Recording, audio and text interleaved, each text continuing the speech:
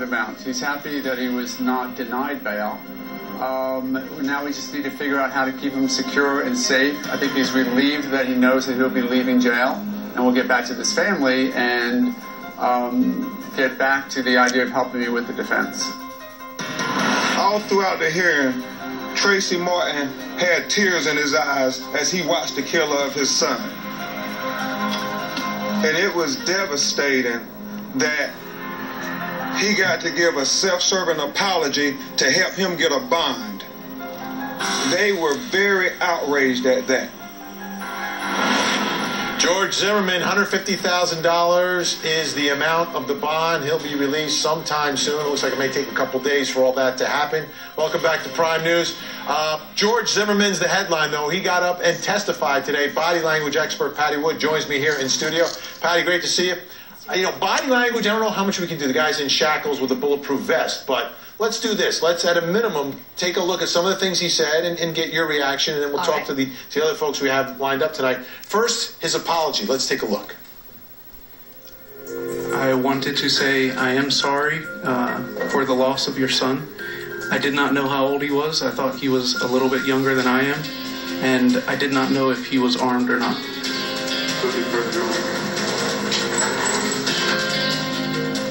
It was short, it was sweet, Patty. What did you think? Right. Listen to the paralanguage, that very stilted, soft voice, obviously automatic, practiced and rehearsed, didn't have any heart or soul or true feelings of grief or sorry. So you didn't hear sincerity there? No. Okay. Stacey Kaiser is with us, psychotherapist out in Los Angeles today. Stacey, did you sense sincerity in what happened? And it's a stressful situation to be inside a courtroom. He knows the world is watching him, but what did you hear?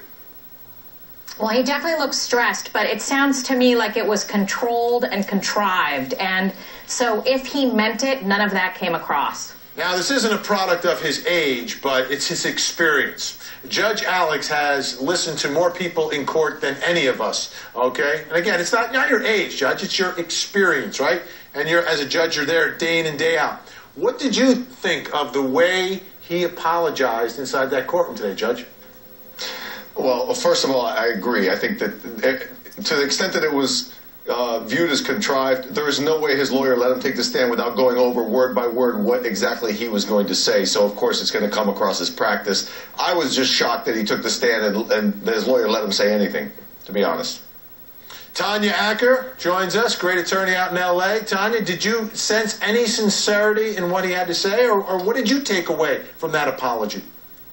Well, one, I'm sure that he's sincere because he's now facing the prospect of losing his freedom, and he had to go to court with what seemed to be body armor. There are threats on his life. Yeah, I'm sure that he's sorry this happened, but I think that we also have to remember that because it took the authorities so long to arrest him, he really had the benefit of watching this thing unfold in real time. He knows what people are saying about him, and he knows what he has to respond to, and I think that this appearance was a part of responding to that. Okay, now, he got up on the stand. That means he also was cross-examined, Patty. Let's take a look at that, because sometimes, for some people, very difficult to handle cross-examination. Sometimes people change. Let's take a look at George Zimmerman today on cross-examination.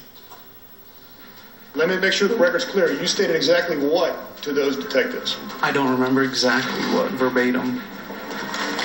But you're saying you expressed that concern for the loss of Mr. Martin, or that you had shot Mr. Martin, that you actually felt sorry for him? I felt sorry that they lost their child, yes. And so you told detectives that you wanted them to convey that to the parents? I don't know if they were detectives or not. Officers, I apologize. I didn't know if they were going to convey it or not. I just made the statement.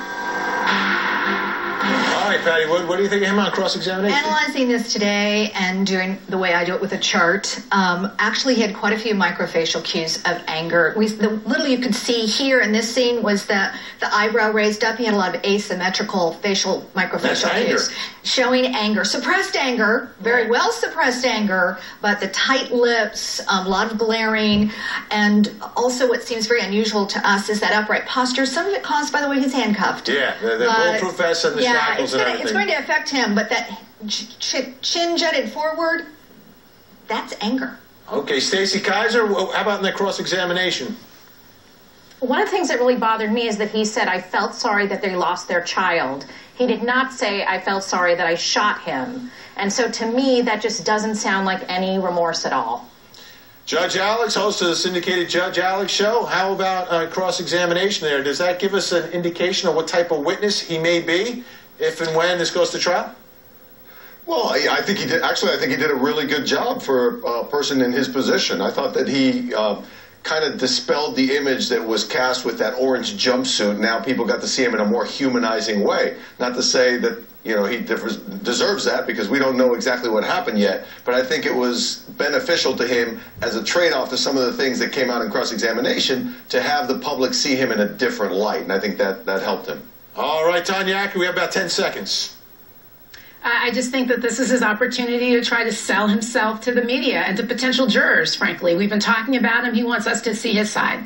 All right, more with my experts coming up. Oh, we got some more time? We've got extra time? Oh, Patty Wood, we have extra time. Wonderful. That is fantastic. So here's the thing with his whole, he's very subdued, you know? Yes. And that's kind of similar to the voice I hear in that phone call. Mm-hmm. And I'm wondering, you know, so you kind of got a feeling this is the way this guy talks. I think it's something I see often when people are trying to control their emotional state and avoid looking like they're angry or feel, even in his case, looking fearful. So that constrained body language will do that. Unfortunately, you see the microfacial cues that reveal that he's really an angry person. Yeah, can we take a look at him walking on to the stand? If we could take a look at that, because Tanya Acker, I shortchanged you a little bit. I want you to comment on. Here's a guy that's going to be in the courtroom. He's shackled, but he's wearing a suit, and you know a lot of people are commenting, "Hey, it looks like the suit's a little big. Were they doing that on purpose, trying to make him look less intimidating?" I think this is just a guy who's lost a lot of weight, Tanya. I certainly think he's lost a lot of weight. There are reports that he may have been wearing some body armor under the suit because of the death threats. But look, there is no question that George Zimmerman has been under an inordinate amount of stress. And so, yeah, I'm sure he's probably more frail and feeble than he's ever been. And frankly, he wants to counter that other picture that we saw of him as kind of a big, beefy guy. Yeah, Stacey Kaiser, we have about 15 seconds here. Do you think his family should be concerned about him and his health when he is now released? I think his family should be very concerned for him. I think he doesn't seem to be coping with the stress well, and I really think that there are a lot of people who are going to go out and try and be vigilantes and might try and take justice into their own hands.